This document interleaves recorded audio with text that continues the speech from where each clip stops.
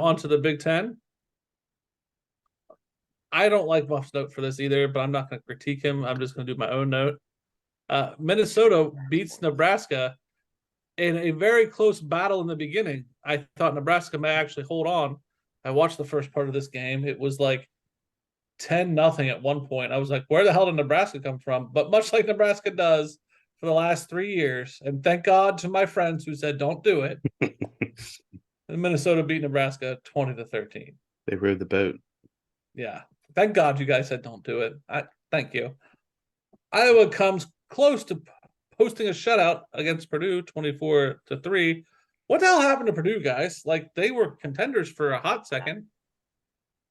They broke down just like the Boilermaker going across the field at the beginning of the game. Oh yeah, that was hilarious. That was the bad. funny part about that was the continued support that kept running. Like a few people would be starting, they get it going, and then start petering out. Like they were getting tired. So you just see more people come around. And in my mind, I'm like, you have all of these huge, giant, strong football players that could probably pick that thing up and carry it off. I'm like, then next thing you know, they tear an ACL moving the train, and yeah, it'd be bad. So Purdue in this game, as I recall, because I did watch some of this back and forth a little bit. I think Purdue was inside Iowa's 30 2 or 3 times and just either missed a field goal, turnover, went for it on 4th down. So Purdue just couldn't put it away. Like they couldn't put the ball into the end zone. Then Wisconsin gets a win over Maryland 23-10. There's another one. What happened to Maryland? They're Maryland. I thought they could show out. Michigan State spoils a solid start for number 16 Illinois, winning 23-15. Yeah, they're more fighting that game than they did last week. Yeah. That's upsetting. I really didn't want Illinois to lose that game. Probably the biggest upset in my heart. Illinois was they were doing good things. They got up to 16. Bo Bielema was having the ship moving in the right direction, and then they lose to a team that they should not have lost to. Number 15, Penn State, pulls away in the second half, beating Indiana 45-14. Muff, go ahead. Drew Aller spelled Sean Clifford in this game through 2 touchdown passes in the second half.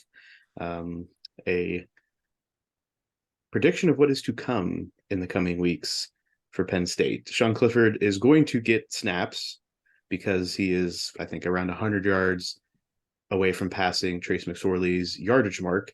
And I think that's about where that may end. I tell you what. Good win. I'm going to move on. I don't need to talk shit on Penn State. Anyway. Number 5, Michigan rebounds from a slow first half, outscoring the Scarlet Knights 38-0 in the second half, en route to a 57-17 win. Michigan cannot come out slow against Ohio State. That won't work. I don't think either team can afford to do that. Yes. And Ohio State, number 2, wins one in less than ideal conditions, battling to a 21-7 win, where this for the first time all year they didn't score points in the first quarter. Ohio State. They almost broke their 20-point score record. Yeah.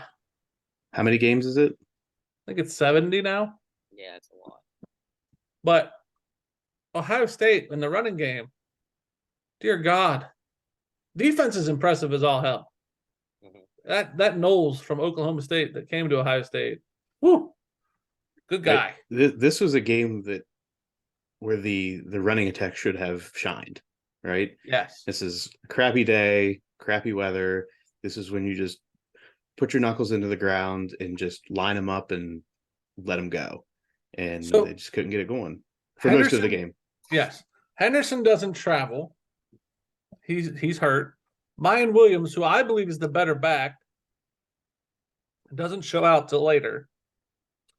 They wouldn't put in the other 2 backups that they brought, who are, it's Ohio State, so like 4-star, 5-star running backs. CJ Stroud actually runs, which, by the way, when he runs, he looks like a pane of glass going down the field. Like, please don't break me. It was ugly. The running back for Northwestern, if I'm him, get in the transfer portal like tomorrow. because I he's a hammer. I loved Ryan Day's talk after this with the reporter, like not even gonna entertain, like, it was close win, like barely put out there, but he's like, yeah, did you see how freaking windy it was? He's like, the whole time. That's why. I've never played in conditions like this before. I've never seen Like, this. yeah. Yeah, I remember Doing Saturday we get to our dressing room at school on Saturday, and the coach's office is like right on the other side of us, and I'm looking through the window because they have game day on, and I just saw kickers pregame kicking field goals, and it just goes all the way about to 10, 5, and as soon as it gets to the goal line, goes up and straight back down. Yeah, it's On ridiculous. like routine, like 35, 40-yard field goals.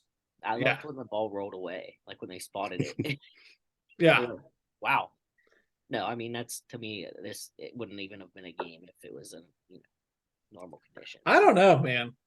I think that a lot. I mean, yes, your run game didn't look great, but I mean, you let CJ Stroud throw the ball without the wind blowing. Oh yeah, for sure. Here's the thing: does this game have any impact on his Heisman hopes? I think so. It does, but I don't know that it should. If that makes sense. I think it will with an asterisk though, because yeah, sure, his numbers weren't great, but you put any quarterback in those conditions, what do you expect? Yeah, they're not throwing the ball. They're not going to. It's not going to work. The counterpoint to that is he had 100 yards rushing. Yeah. I think that helped.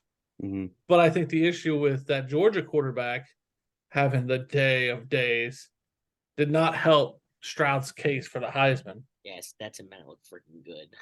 I mean, he looked fantastic. With Bennett, though, it's like when you think of a Georgia game, it's like, okay, yeah, well, their defense really played great. You don't really think, other than this past week, Stetson Bennett really shined. Like when you look at these other teams, you expect CJ Stroud to go out and ball out. You expect Tennessee's Hendon Hooker to go out and ball out. So you're saying when you look at a Heisman race, you look at Georgia and you see defense. You don't see the quarterback. Yeah, I mean, if I were to tell you or to say who's the number one guy that stands out to you for Georgia, you're not going to say their quarterback. I guess my thing is that's fair, but I think that if you watched Stetson Bennett play, I mean, he was on. Like, he was dropping times. Thanks, Oh, yeah, bartender. don't get me wrong. He played one hell of a game, but it's like, if you want to be the Heisman, you got to bring it like that every week. And like, when I'm watching Georgia, it's like, I don't see that every week. I see more of a game manager, or a guy that's not going to lose you the game, but he's also has that capability of really playing well, but it's just not on a week to week that he's really going to go out and shine like that.